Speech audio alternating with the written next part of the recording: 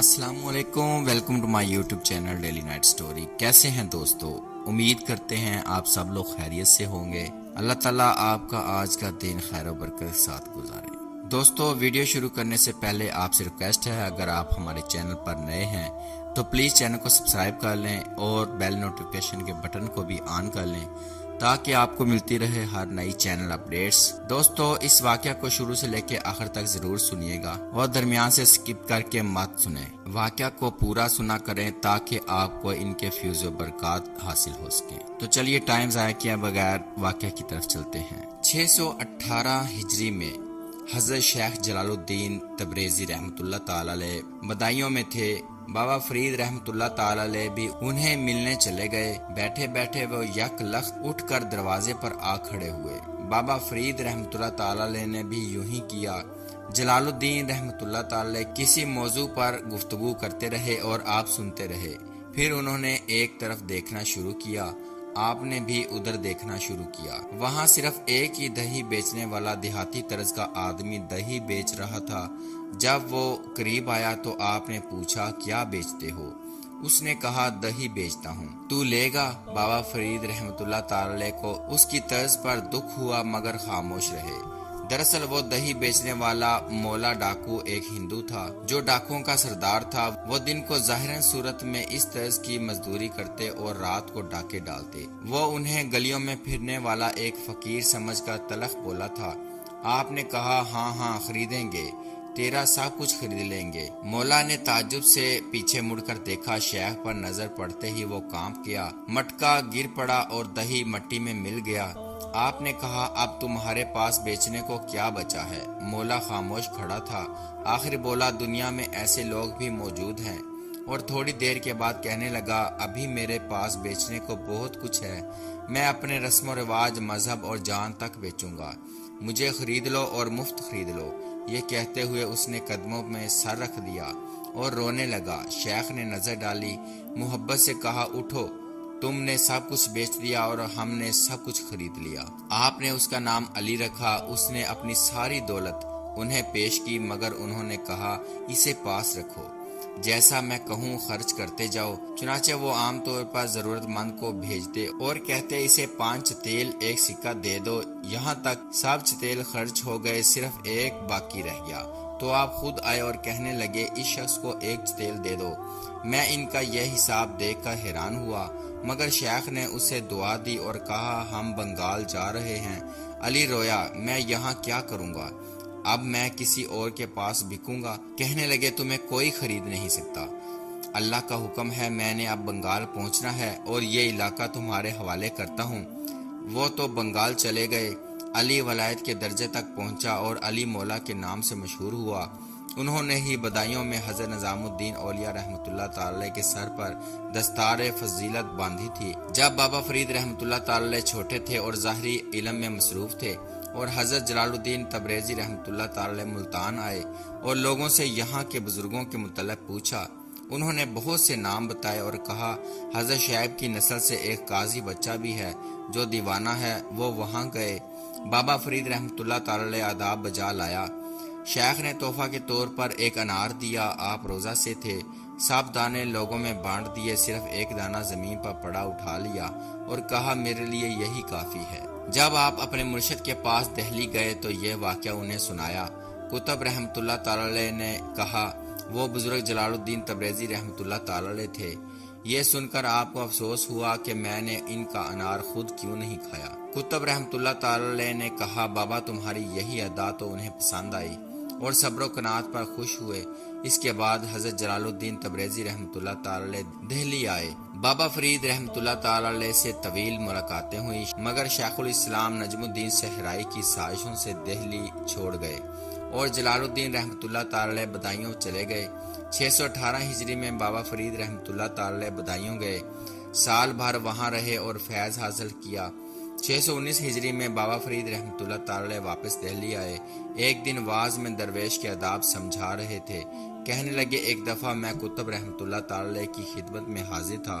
وہ درویشوں کو واز کر رہے تھے، کچھ دیر کے بعد کھڑے ہو جاتے۔ 3-4 بار ایسا ہی کیا۔ واز کے بعد ایک بزرگ نے اس کی وجہ پوچھی تو کہنے لگے دروازے پر ایک بوڑھا بیٹھا تھا، جب میں اس کے سفید بال دیکھتا تو کھڑا ہو جاتا۔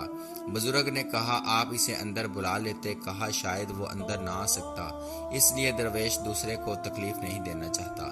یہ بات سنا کر بابا فرید رحمۃ اللہ تعالی علیہ کہنے لگے کہ درویشی بڑی نازک چیز ہے، چھوٹی چھوٹی باتوں کا خیال رکھنا پڑتا ہے۔ عام آدمی ان چیزوں کو ٹال سکتا ہے مگر درویش ایسا نہیں کر سکتا۔ حضرت نظام الدین اولیاء رحمۃ اللہ تعالی علیہ کہتے ہیں کہ ایک دن بابا فرید رحمۃ اللہ تعالی علیہ نے فرمایا ہم قطب رحمۃ اللہ تعالی علیہ کی خدمت میں بیٹھے تھے، لوگوں نے اپنی خواہشات بیان کی، میں نے بھی کہا کہ مجھے ایک چلہ اور کرنے کی اجازت دی جائے۔ قطب رحمۃ اللہ تعالی نے کہا اب تمہیں چلے کی ضرورت نہیں، خواجگان چشت نے شہرت کے لیے کبھی چلہ نہیں کیا۔ میں نے کہا میں چلہ شہرت کے لیے نہیں کر رہا۔ وہ خاموش ہو گئے مگر میں عمر بھر اسی خاموشی کو سزا سمجھتا رہا، مجھے ایسا نہیں کرنا چاہیے تھا۔ شیخ عبدالحق محدث دہلوی نے اپنے اخبار الحیار میں لکھا ہے کہ ایک دفعہ شکر کے سوداگر اونٹ پر جا رہے تھے۔ آپ نے پوچھا کیا ہے؟ انہوں نے مذاقاً کہہ دیا نمک ہے۔ آپ نے کہا جاؤ پھر نمک ہی ہوگا۔ جب وہ بازار میں گئے بوریاں کھولی تو نمک تھا، بڑے شرمندہ ہوئے۔ آخر بابا فرید رحمۃ اللہ تعالی کے پاس واپس آئے، معافی مانگی، انہوں نے معافی دے دی اور دعا دی کہ تمہارا مال اللہ درست کر دے۔ وہ واپس آئے تو نمک پھر شکر بن چکی تھی۔ 620 ہجری میں قطب رحمۃ اللہ تعالی نے بابا فرید رحمۃ اللہ تعالی کو اپنے وضو کی خدمت میں لگا دیا۔ ایک دن سردی کافی تھی اور آگ بجھ گئی تھی۔ بابا فرید بھاگے بھاگے پھر رہے تھے مگر نہ ملتی تھی۔ آخر ایک شریر عورت نے دیکھا کہ جوان خوبصورت ہے، پوچھا کسے ملنا ہے؟ کہنے لگے ملنا تو کسی کو نہیں، آگ کی ضرورت ہے۔ وہ کہنے لگی ایک آنکھ دے دو اور آگ لے لو۔ بولے آنکھ دے تو نہیں سکتا، پھوڑ سکتا ہوں۔ ہاتھ ڈال کر آنکھ پھوڑنے کی کوشش کی تو عورت ڈر گئی اور کہنے لگی ایسا نہ کرو، آگ لے جاؤ۔ آپ نے آگ لے لی، آنکھ زخمی ہو چکی تھی، رومال اوپر باندھ لیا۔ قطب رحمۃ اللہ تعالی نے وضو کرتے ہوئے آنکھ باندھنے کی وجہ پوچھی تو کچھ نہ جواب دیا۔ آخر وہ کہنے لگے کھول دو، سو آئی ہوگی۔ آپ نے آنکھ کھول دی، وہ بالکل ٹھیک تھی۔ اور یہ دیکھنے میں آیا ہے کہ فریدی خاندان میں دائیں آنکھ چھوٹی اور بائیں بڑی ہوتی ہے، یہ یقینی ہے، اگر کسی دوسرے خاندان میں ہو تو اتفاق ہوگا۔ 621 ہجری میں قطب رحمۃ اللہ تعالی نے ارشاد فرمایا بابا اب شادی کر لو۔ گو بار بار کہنا پڑا مگر وہ شرمندگی محسوس کرتے تھے۔ آخر انہوں نے پوچھا کہ جواب کیوں نہیں دیتے؟ تو کہنے لگے ڈرتا ہوں کہ اس عورت کی اولاد اللہ کی باغی نہ ہو، اور اگر ایسا ہوا تو میں کیا جواب دوں گا؟ کہنے لگے جو اولاد نیک ہو رکھ لینا اور جو بری ہو میرے نام پر چھوڑ دینا۔ اس سے اور شرمندہ ہوئے اور نجیب النساء نامی خاتون سے شادی کر لی۔ بعد کا خیال ہے کہ 632 ہجری میں قطب رحمۃ اللہ تعالی کے وصال کے بعد غیاث الدین بلبن جو شمس الدین دمشق کا غلام تھا، اس کی بیٹی خاتون بیگم سے شادی کی تھی، مگر یہ غلط ہے اور تاریخ سے ثابت نہیں ہوتا۔ غیاث الدین بلبن شمس الدین نے بخارا کے تاجروں سے خریدا تھا اور آخر وہ 664 ہجری میں حکمران بنا، اور یہ واقعہ ناصر الدین محمود کے انتقال کے بعد پیش آیا۔ بابا فرید رحمۃ اللہ تعالی کی شادی نجیب النساء سے ہی ہوئی۔ وہ ایک شریف خاندان کی لڑکی تھی اور ہانسی میں رہتے تھے۔ بابا رحمۃ اللہ تعالی بھی مدت تک وہاں رہے۔ اجو دہی پاک پتن کی جاگیر بلبن نے ہی ناصر الدین محمود کی طرف سے آ کر پیش کی تھی۔ بابا فرید الدین رحمۃ اللہ تعالی اپنے مرید خاص جمال الدین ہانسوی رحمۃ اللہ تعالی کی وجہ سے اس شہر میں آباد ہوئے تھے، یہاں تک کہ دوسرے مرید جمال الدین سے حسد بھی کرتے تھے۔ ان کا خاندانی نام جلال الدین تھا اور شجرہ امام ابو حنیفہ سے ملتا ہے۔ سلسلہ چشتیہ میں داخل ہونے سے پہلے آپ بڑے عالم اور خطیب تھے۔ بابا فرید رحمۃ اللہ تعالی نے ان کے متعلق کہا تھا کہ وہ زبان کے امیر ہیں مگر دل کے عرفان سے خالی ہیں۔ آخر بابا فرید رحمۃ اللہ تعالی کے الفاظ درست ہوئے اور انا خان 664 ہجری میں سلطان ناصر الدین محمود کی وفات کے بعد غیاث الدین بلبن کے نام سے تخت نشین ہوئے، اور وہ اکثر کہا کرتے تھے کہ بابا فرید رحمۃ اللہ تعالی کے یہ الفاظ ہی میرے لیے اتنی بڑی نعمت کی دعا ہے، اور وہ ان کے حکم کے مطابق خیرات کرتے آتے رہے، کیونکہ بابا فرید رحمۃ اللہ تعالی نے کہا تھا کہ فرید بھی شہنشاہ نہیں تھا، وہ خیرات سے شاہ ایران بن گیا، تو بھی خیرات کیا کر۔ اسی دوران جمال الدین بابا فرید رحمۃ اللہ تعالی کے الفاظ سن لیے اور آپ کی خدمت میں حاضر ہو کر غلامی اختیار کر لی، اور بابا فرید رحمۃ اللہ تعالی کی خاص عنایت سے انہیں جلد ہی خرقہ خلافت مل گیا۔ وہ عالم بھی تھے اور کئی کتابیں لکھی۔ آپ نے حضور کریم صلی اللہ علیہ وسلم کی ایک دفعہ یہ حدیث سنی کہ قبر جنت کے باغوں میں سے ایک باغ ہے اور دوزخ کے گڑھوں میں سے ایک گڑھا۔ یہ سنتے ہی آپ کی حالت بدل گئی، سب خیال دل سے نکل گئے، ہر وقت موت نظر آتی اور روتے رہتے۔ حضرت بہاؤالدین ذکریہ رحمۃ اللہ تعالی ملتانی نے بار بار بابا فرید رحمۃ اللہ تعالی سے جمال کو حاصل کرنے کی درخواست کی، مگر آپ نے ہمیشہ جواب دیا، بابا کوئی اپنا جمال بھی کسی کو دیتا ہے۔ سیرت الاقطاب کے مصنف شیخ الہدیہ کا بیان ہے کہ دوسری طرف بہاؤالدین ذکریہ رحمۃ اللہ تعالی ملتانی نے اپنے روحانی عمل سے جمال الدین کو اپنی طرف مائل کر لیا، اور وہ ایک دن بابا فرید رحمۃ اللہ تعالی کی خدمت میں حاضر ہو کر کہنے لگے کہ مجھے ملتان جانے کی اجازت دو۔ بابا فرید رحمۃ اللہ تعالی اس بات پر غضب میں آ گئے اور انہیں خانقاہ سے نکال دیا، یہاں تک کہ وہ خستہ و خراب حالت میں زخمی پڑے تھے کہ جنگل میں ایک بابا فرید رحمۃ اللہ تعالی کے دوسرے مرید عالم سوداگر کا وہاں سے گزر ہوا اور وہ انہیں دیکھ کر بہت روئے۔ آخر بابا فرید رحمۃ اللہ تعالی کی خدمت میں حاضر ہو کر موقع ملنے پر عرض کیا۔ بابا فرید رحمۃ اللہ تعالی نے اس کی بات مان لی اور اجازت دے دی۔ جب عالم سوداگر انہیں لے کر حاضر ہوا تو حالت دیکھ کر سینے سے لگا لیا اور جمال الدین کو قطب عالم کا لقب دے کر دوبارہ شامل کر لیا۔ ان کی ایک کنیز جسے بابا فرید رحمۃ اللہ تعالی مادر موزہ کہا کرتے تھے، ہانسی گئی۔ جب واپس آئی تو جمال الدین کا حال پوچھا، کہنے لگی گھر زر اور جائیداد سب چھوڑ کر راتوں کو فاقے کر رہے ہیں۔ کہا خدا میرے جمال کو خوش رکھے کہ اب اس نے صحیح راہ اختیار کر لی ہے۔ جب کسی کو خلیفہ بنانا ہوتا ہے تو لکھ کر کہتے جمال سے مہر لگوا لو، اگر وہ مہر لگ جاتی تو ٹھیک، ورنہ خلافت منسوخ سمجھی جاتی۔ 659 ہجری میں جمال الدین رحمۃ اللہ تعالی فوت ہو گئے۔ بابا فرید رحمۃ اللہ تعالی پر اس کا بڑا اثر ہوا جو بیان اور تحریر سے باہر ہے۔ حضرت نصیر الدین چراغ دہلوی رحمۃ اللہ تعالی ایک اور واقعہ بیان کرتے ہیں۔ یہ واقعہ جب آپ ہانسی سے اجودھن پاک پتن مستقل نقل مکانی کر چکے تھے، پیش آیا ایک ملنگ اندر آیا اور لگا نعرے مارنا۔ آپ نے اسے پیسے دیے مگر وہ پھر بھی یوں ہی لگا رہا۔ آخر کنگھی مانگی، آپ نے اسے جانے کے لیے کہا۔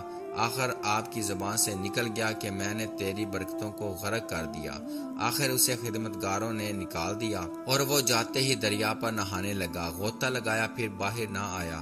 پھر ایک اور قلندر کا واقعہ آیا۔ بابا فرید رحمۃ اللہ تعالی اپنے حجرے میں تھے۔ مولانا بدر الدین اسحاق جو آپ کے بھانجے اور داماد تھے، انہوں نے خدمت کے لیے بابا کا کمبل بچھا دیا اور قلندر کو بٹھایا، پھر کھانا کھلایا۔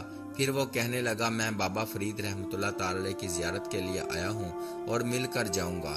پھر اپنی جیب سے انبان گھاس نکالی جس سے ملنگ نشہ کرتے ہیں اور اپنے کشکول میں رگڑنے لگا، وہ پانی ہو گئی اور کچھ قطرے کمبل پر گرے۔ اب مولانا بدر الدین اسحاق سٹ پٹائے کہ حضرت کا کمبل ناپاک کر دیا اور اسے کہا اٹھ اور چلا جا۔ درویش نے ان کی طرف دیکھا اور چیخ ماری، پھر کشکول لے کر اٹھا اور یوں اوپر اٹھانے لگا جیسے مارنا ہو۔ اتنی دیر میں بابا فرید رحمۃ اللہ تعالی باہر نکل آئے اور ان کے ہاتھ کو پکڑ لیا اور کہا بدر الدین کو میری وجہ سے معاف کر دو۔ وہ کہنے لگے کہ درویش کا اٹھا ہوا ہاتھ واپس نہیں ہوتا۔ آپ نے ہاتھ چھوڑ دیا اور کہا ہاتھ نیچے نہ کرو، کشکول دیوار پر مار دو۔ انہوں نے کشکول سامنے دیوار پر دے مارا جس سے دیوار گر گئی۔ درویش چلا گیا کہ اب ہم جاتے ہیں، خدا تمہارا بھلا کرے۔ بابا فرید رحمۃ اللہ تعالی نے اس کے جانے کے بعد کہا سب کو ایک نظر سے نہیں دیکھتے، آئندہ غور کر لیا کرو۔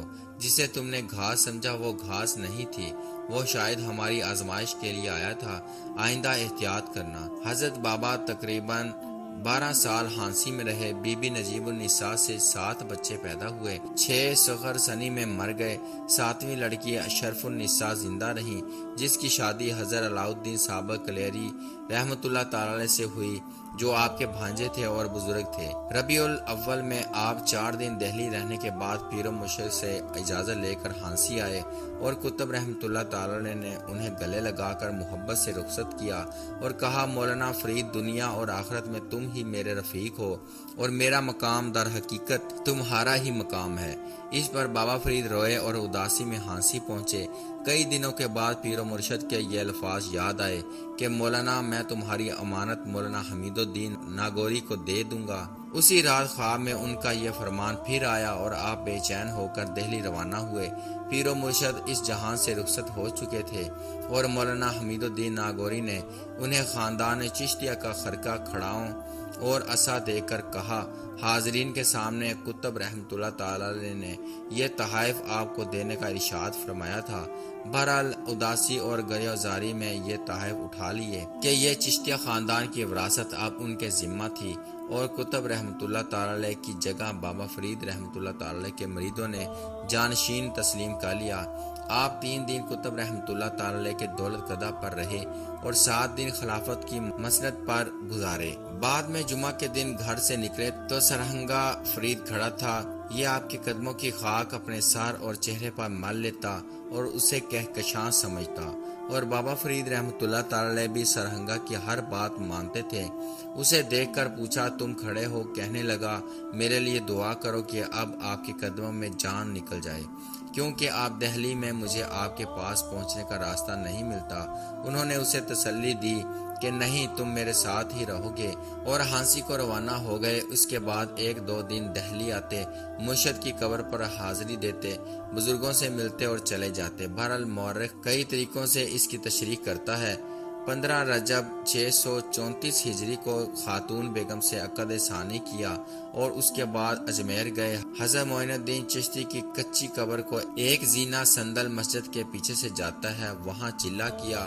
وہ کھڑکی اب بند کر دی گئی ہے۔ 6 محرم الحرام کو اس زینے کا دروازہ کھولا جاتا ہے اور لوگ اس جگہ کی زیارت کرتے ہیں جہاں خاندان چشتیہ کے اس بزرگ نے چلا کیا تھا۔ دوسرے دن بابا فرید رحمۃ اللہ تعالی نے معین الدین چشتی رحمۃ اللہ تعالی کے مزار پر لمبے لمبے سجدوں اور قیام والی نماز پڑھی اور پھر اسی خیال میں رہے کہ شاید حشر میں میرا کیا بنے گا۔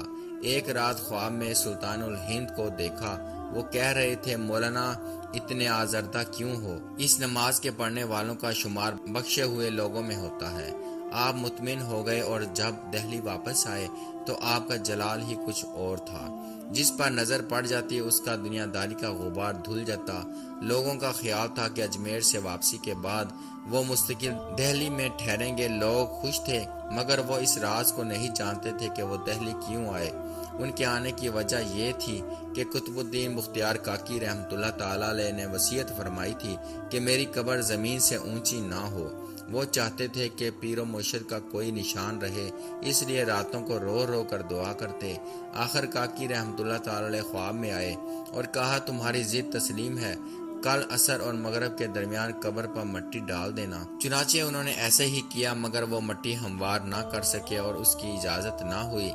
وہ اسی طرح پڑی ہے اور چشت کے مشورے سے قبر پر پختہ صاحبان بنا دیا گیا۔ بعد میں نواب خورشید شاہ حیدر آبادی نے اس کے گرد سنگ مرمر کا گڑھا بنا دیا جو 1974 عیسوی میں شر پسندوں نے گرا دیا، مگر گاندھی نے پھر بنوا دیا اور اس پر گاندھی کا نام لکھا ہے۔